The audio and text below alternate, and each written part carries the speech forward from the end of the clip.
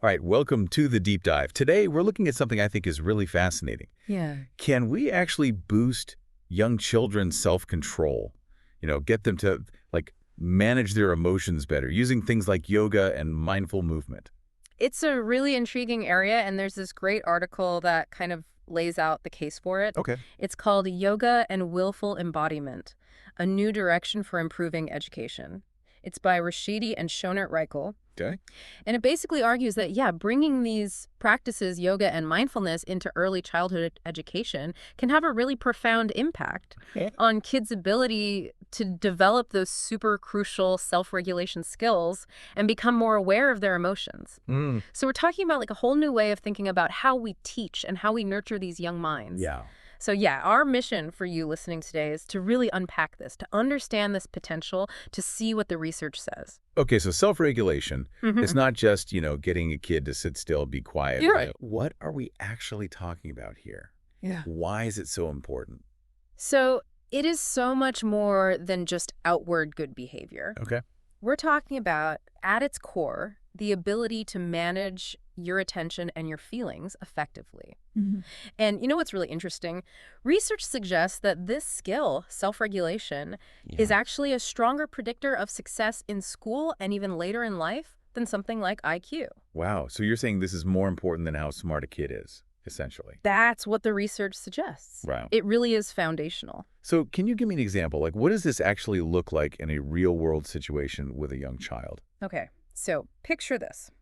You've got a preschooler, they're building a big tower of blocks, they're super proud of it. Okay. And then another kid comes along, accidentally bumps into it, the whole tower crashes down. Oh, no.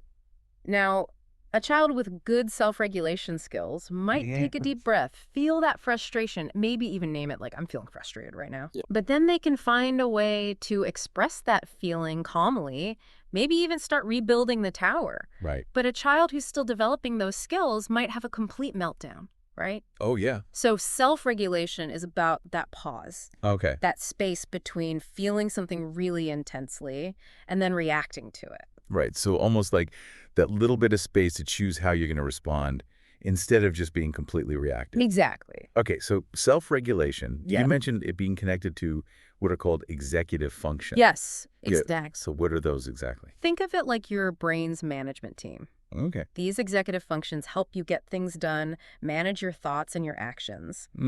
So we've got a few key players here. Okay. Inhibitory control. That's your ability to stop yourself from doing something, even if you really want to. Like not grabbing a toy out of another kid's hands because you really want to play with it. Exactly. That's a perfect example. Okay. Then you've got working memory. Okay. That's like the mental sticky note. Right. It lets you hold information in your mind and work with it. Okay. So remembering the rules of a game or the steps to a recipe, that's working memory in action. Got it. And then we have cognitive flexibility, which is basically being able to switch gears to adapt when things change. Right. So if you're playing a game and the rules change or your plan doesn't work out, cognitive flexibility helps you adjust. Okay. So all of these work together to support self-regulation. Okay. And it's been noted, and this is really interesting, that the ability to reflect, to think before acting, is crucial for these executive functions to develop. Okay. And it's especially important during those preschool years when kids' brains are growing so rapidly. Right. They're like little sponges soaking everything up. Absolutely. So where do yoga and mindfulness come in? Yeah. How do we actually help these kids develop these skills, right? Well, yoga and mindfulness are what we call contemplative practices. Okay. They have roots in Eastern traditions, but they're becoming increasingly popular in schools. Yeah. You hear about mindfulness all the time these days. Yeah, exactly. And the reason is that these practices can be powerful tools to help kids improve their self-regulation. Oh. They train attention. So like focus, basically. Exactly. That ability to focus and concentrate. Right. And they also build the ability to notice difficult feelings like anger or sadness and to manage those feelings in a healthy way. Okay. So ultimately, it leads to more positive behavior, but it's like a mental training. So like almost a workout, but for your mind. I love that analogy. Yeah. It's like a workout for your attention and your emotional control. So within contemplative practices, you've got two main types. Okay. Static practices like seated meditation Why, is. just sitting still, focusing on your breath? Exactly. Okay. And then you have movement-based practices like Yeah. yoga. And what's unique about yoga is that it combines this intentional physical movement with paying close attention to what's happening in your body. It's not just about sitting and observing your thoughts. Wow. You're actually actively engaging your physical self, Okay. but in a mindful way. So I'm thinking yoga, I'm thinking all the poses, like warrior pose, tree pose. Right, the asanas. Yeah, but is that the whole picture? No, not at all. Okay. The physical postures are just one part Okay. of a much larger system. Okay. This comes from something called the 8 limbs of yoga. The 8 limbs of yoga. It's outlined in an ancient text called the Yoga Sutras by Patanjali. Wow. And this whole system Yeah. is designed to help people develop greater self-regulation and quiet their minds. So it includes ethical guidelines, self-discipline, breath control, Wow. different ways to focus your mind. Okay.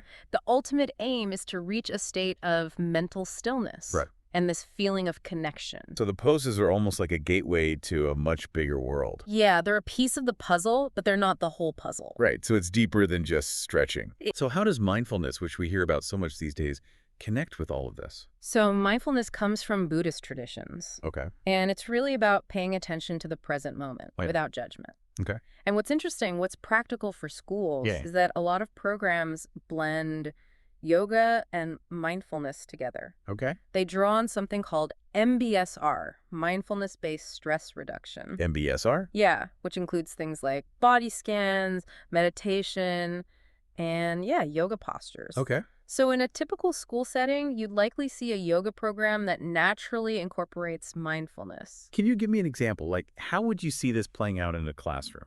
Okay, imagine you've got a group of preschoolers. Right. They're lying on their backs, Okay. and each one has a little stuffed animal on their tummy. Cute. And the teacher is guiding them to watch that toy gently rise and fall as they breathe.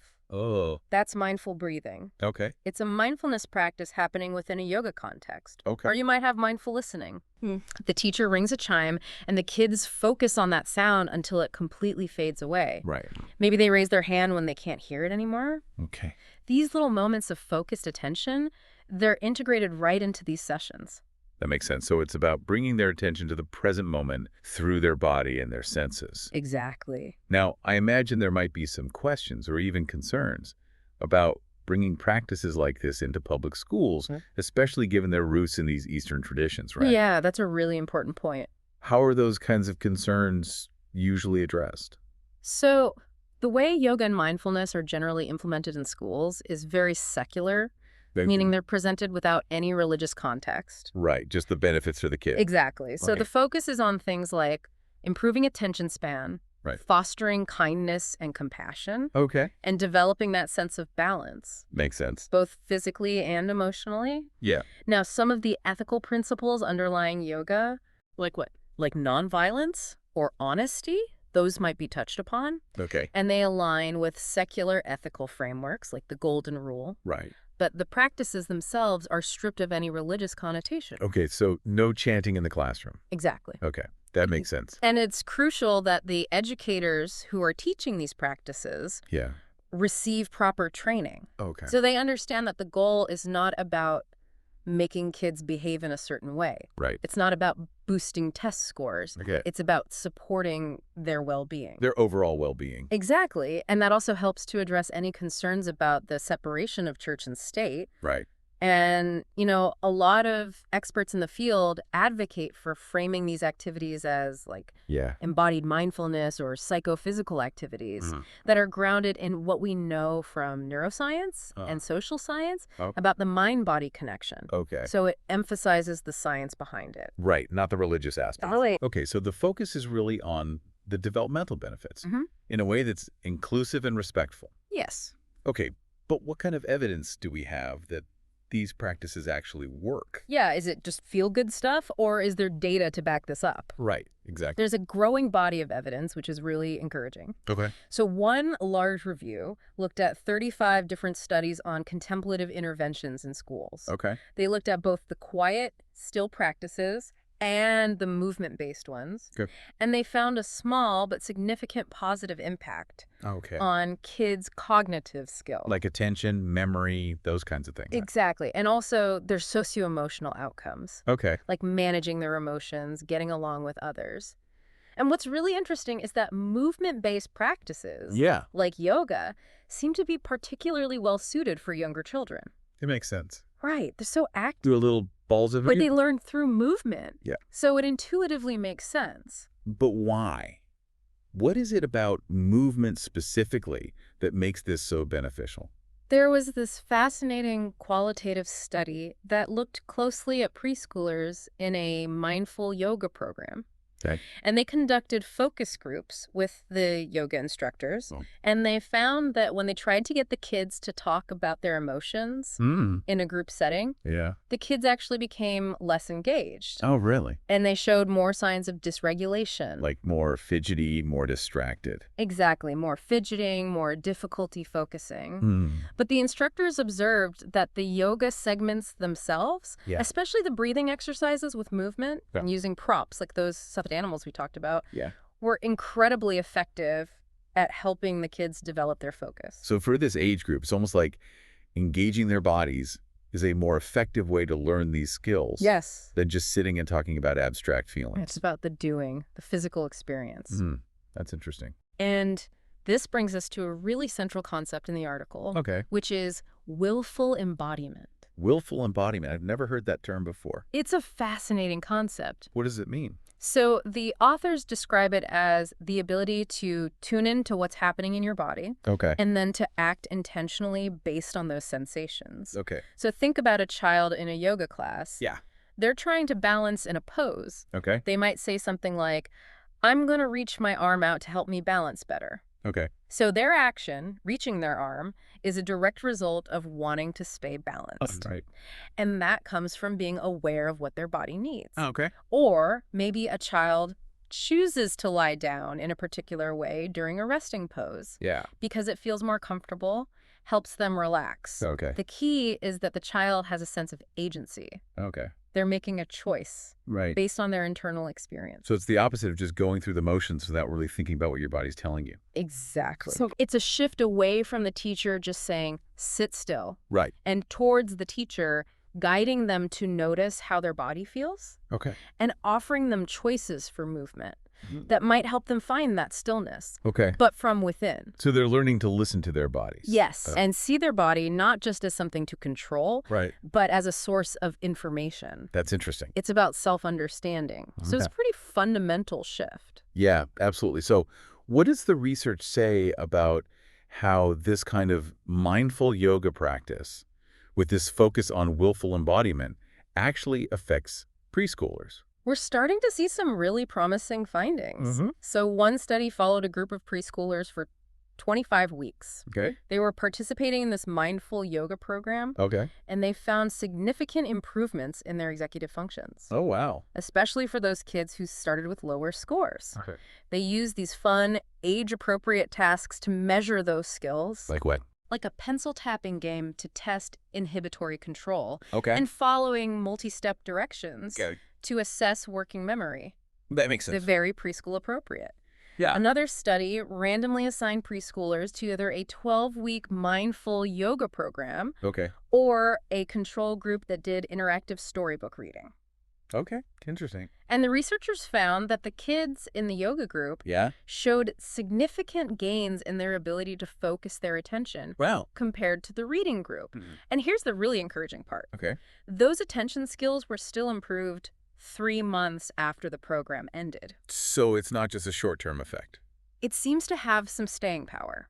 That's great. And there's more. Okay. Another study looked at how mindful yoga impacted self-regulation, Okay. but also pro-social behavior. So things like sharing, helping others. Exactly. Okay. And the results showed that the kids in the yoga program Yeah. demonstrated greater improvements in their social competence, according to their teachers. Okay. And they even had better report card grades in areas like learning, social-emotional development, and overall health.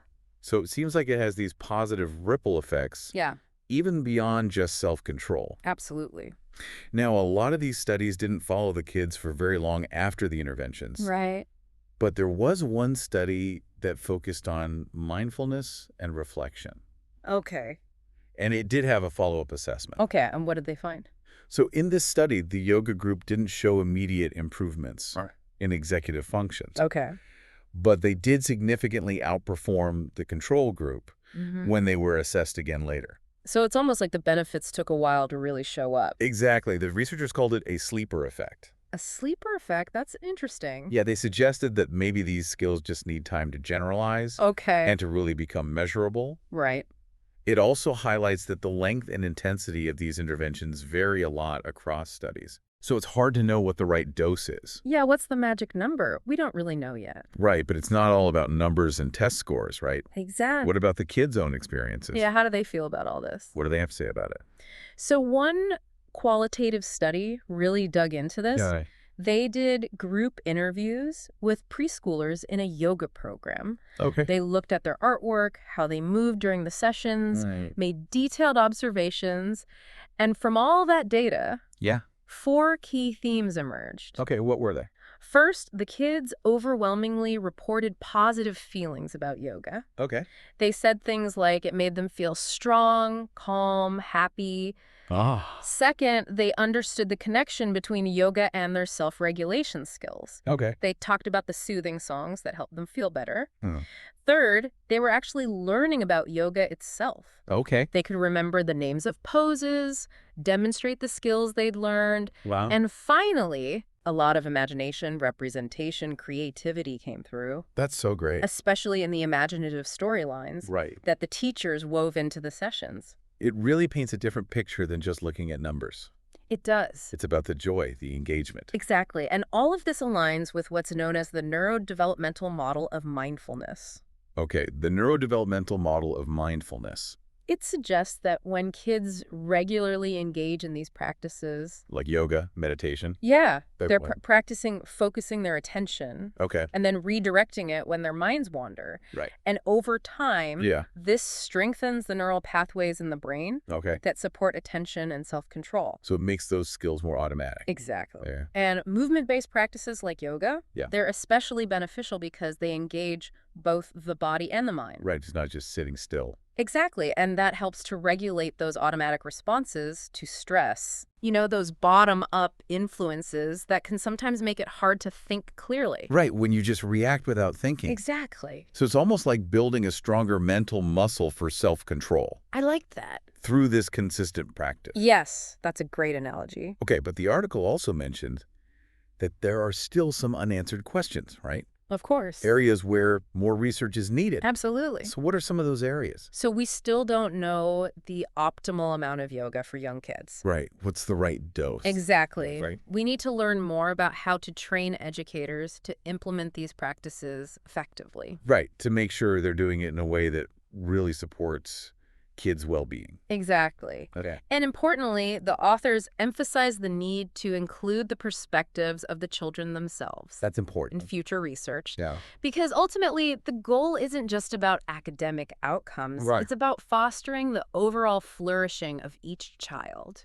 And the well-being of the community as a whole. Exactly. It brings us back to this idea that the body plays such a central role Yes. in how young kids learn and how they express their emotions. That's fundamental. And we know, Piaget, his theory, preschoolers learn best through physical interaction, right? Their hands-on experiences. Exactly. They're exploring the world through their bodies. Yes. And William James, he argued that emotions are tied to physical sensations. It's all connected. So a classroom yoga practice can really tap into that. Absolutely. Like those imaginative yoga stories. Yes. Where they're pretending to be animals or things like that. It's brilliant. It's engaging their imagination. Exact. Cutting it to their body. So imagine the teacher invites the kids to pretend to be a bird, balancing in bird pose, Okay. and then asks, how might that bird feel if it were scared to leave its nest? It's a safe way to explore fear. Oh. Then the teacher can guide them to think about the bird's strengths. Like its strong wings. Exactly, and even have them give themselves a hug. Oh, To connect with a feeling of safety. I love that. Or when they practice falling like rain Mm. in a gentle way. Yeah. They're physically experiencing that falling isn't always scary. Right. It's about beating resilience. It's about learning to appraise situations Okay. and develop healthy coping strategies through movement. So they're almost rehearsing emotional responses. Yes, through playful movement. Okay, that's fascinating. And think about Vygotsky's concept of the zone of proximal development. Zone of proximal development. It's that space where a kid can do something with a little guidance Okay. that they couldn't do alone. Okay. So teachers and even peers can provide that guidance during yoga by asking thoughtful questions, Okay. suggesting different ways to move or breathe. Okay. So if a child says they have a monkey mind full of busy thoughts, Right. the teacher might offer them a choice of calming poses Okay. or breathing exercises. So it's about giving them tools to manage those feelings. Exactly. And it connects with Ergis's ideas about body-oriented teaching, Okay. which emphasizes sensory experience Okay. and giving kids choices in how they respond to their emotions. So they're not just reacting automatically. Right. They're learning that they have some agency. Okay, that powerful. And the article also highlights the role of movement and gesture in expressing emotions. Especially for young kids. Yes. Who might not have the words to say how they're feeling. Exactly. So their bodies are speaking for them. In a way. Okay. And researchers like Vygotsky and Golden Meadow, they've shown there's this strong connection between our gestures and our understanding. Interesting. So teachers who are attuned to kids' movements during yoga might gain valuable insights. Into how they're feeling. Exactly. And the yoga practice provides a nonverbal outlet for them to express those emotions. So it's another way for them to communicate. Yes. Okay. And including spontaneous movement in a yoga session can be incredibly valuable. So like free movement. Yes, letting kids move freely to music Okay. without strict instructions. Okay. This really fosters embodied awareness and self-expression. So they're just exploring their bodies. Exactly. Okay. And the teacher can observe and point out both the unique ways each child is moving Okay. and the movements they share with others, Right. reinforcing that each child is an expert on their own experience. I love that. It's about honoring their individuality Yeah. and their shared humanity. So it's a safe space for them to explore and express themselves. Absolutely, without judgment. And by reflecting on those experiences together, Yeah, they learn that their feelings and perspectives are valued. exactly. This has been such a fascinating deep dive It really has. into the potential of yoga and mindful movement for these little ones. It's incredible to see how much more these practices offer. It's not just physical activity. Right. It's building this foundation for self-regulation, emotional well-being. And this concept of willful embodiment. Yeah. So powerful. It is. It's about helping kids connect with their bodies. Right. And act with intention. Which can impact every area of their lives. Absolutely. So as we wrap up, Yeah. here's a final thought for you listening out there. Okay. Given everything we've talked about today, Yeah. how might a shift towards incorporating more of these practices, Like yoga, mindfulness, movement yeah, into early education. fundamentally change how we understand and support our children's development? Could this be a key to not just academic achievement, Right. but to greater self-awareness and emotional resilience from a very young age? It's something worth thinking about.